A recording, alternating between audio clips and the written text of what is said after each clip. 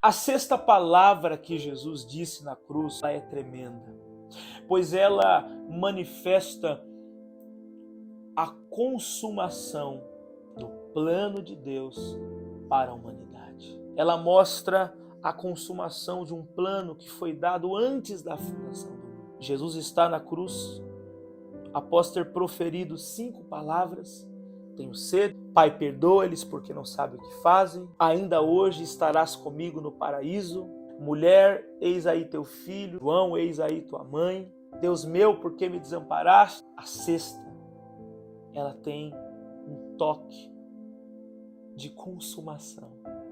Ele olha e diz: tetelestai. Está consumado. A sexta palavra de Jesus na cruz revela a aceitação, revela a consumação do plano e do propósito de Deus para a humanidade. Está consumado. Acabou. Eu fiz. Eu comecei, eu desenvolvi e eu terminei. Eu fiz. É a mesma expressão de Paulo: bati o bom combate, acabei a carreira e guardei a fé. É a tríade de um processo. Senhor, eu fui prometido pelos profetas. Eu fui anunciado pela lei, pelos livros poéticos, pelos livros proféticos. Eu fui manifestado e entregue antes da fundação do mundo. Eu desci em forma humana. Eu manifestei-me em carne. Eu cumpri todo o propósito do Senhor. E agora estou findando, morrendo. Ele consumou a obra. E quando ele disse está consumado, o que aconteceu? Morreu na cruz a antiga aliança. Quando ele diz Pai, está consumado, ele está dizendo assim, o véu do templo se rasgou de cima a baixo. E no momento que o véu do templo se rasgou de cima a baixo, o que aconteceu? A aliança da morte.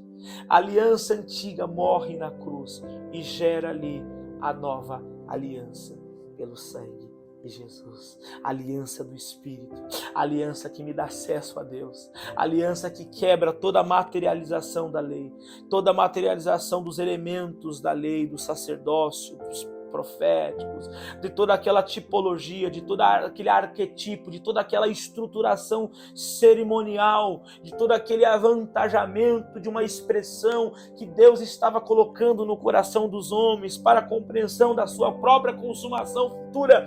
Ele está dizendo, tudo morre na cruz.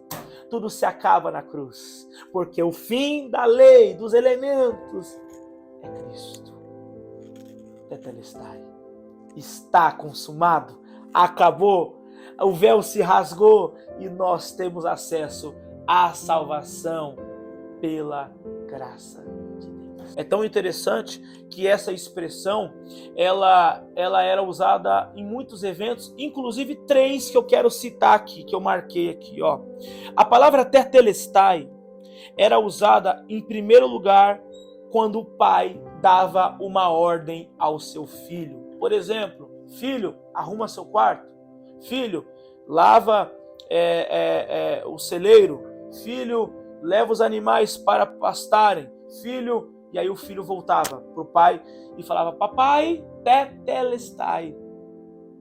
Papai, está consumado. O Senhor me deu uma ordem, eu comecei e terminei. A primeira palavra tetelestai traz a obediência de Jesus, cumprindo a ordem do Pai. Assim como o Pai pede para o Filho fazer algo e o Filho obedece, Deus, o Pai eterno, ele deu uma ordem para Jesus e Jesus obedeceu. Lembra o que Paulo disse lá em Filipenses, capítulo 2, e verso 5 em diante?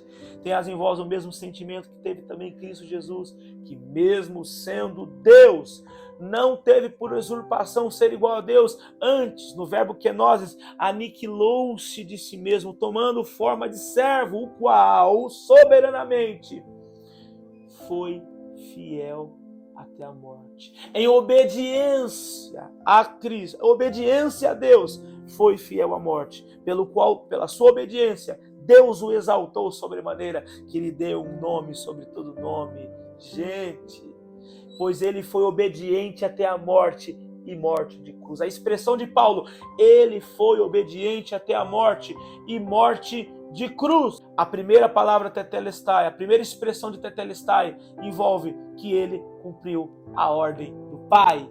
Ele foi obediente. A obediência de Jesus no tetelestai me ensina a obedecer o Evangelho, a obedecer os mandamentos do Pai, a obedecer aquilo que Deus tem para nós. A segunda expressão, tetelestai, era muito usado comumente quando tínhamos uma dívida, né? Os judeus, que são pais do sistema bancário, que são pais do consórcio, que desenvolveram inteligentemente toda essa questão ali de banco.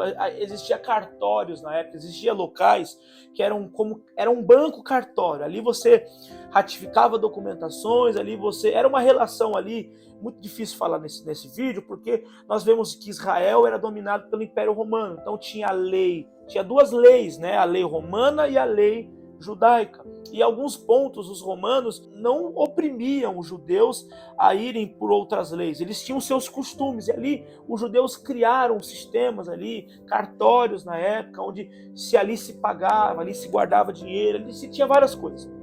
Entre elas, tinha um local, né, que quando eu pagava uma dívida de uma terra, de qualquer coisa que eu estava devendo ali, naquele momento, aquele que me recepcionava e recebia o último pagamento ali daquela promissória, por exemplo, ele olhava para mim e dizia, tetelestai, está consumado. A segunda expressão de tetelestai me mostra que eu estava com uma dívida ao Pai. Não era a dívida ao diabo, não. Jesus não pagou a dívida que nós estávamos endividados com o diabo. Não, isso é uma besteira, uma heresia. Jesus pagou por nós a dívida do próprio Pai. Porque lá em Gênesis, quando o homem pecou, presta atenção, quando o homem pecou, a Bíblia diz que Deus ortogou uma lei. No dia que você pecar, certamente morrerá.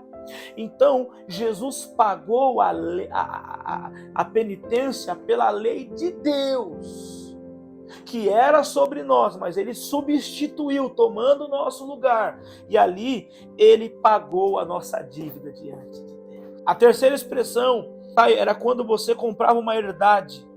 E no momento da assinatura, quando o vendedor assinava, e quando eu, ao pagar, carimbava e assinava, eu tomava posse daquela herdade.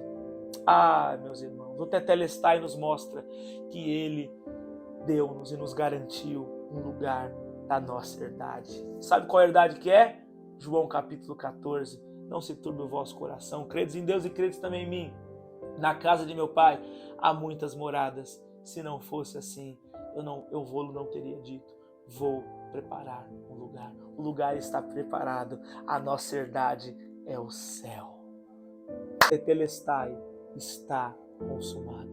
Consumou-se o plano de Deus, o projeto de Deus na consumação do plano de Deus em salvar a humanidade.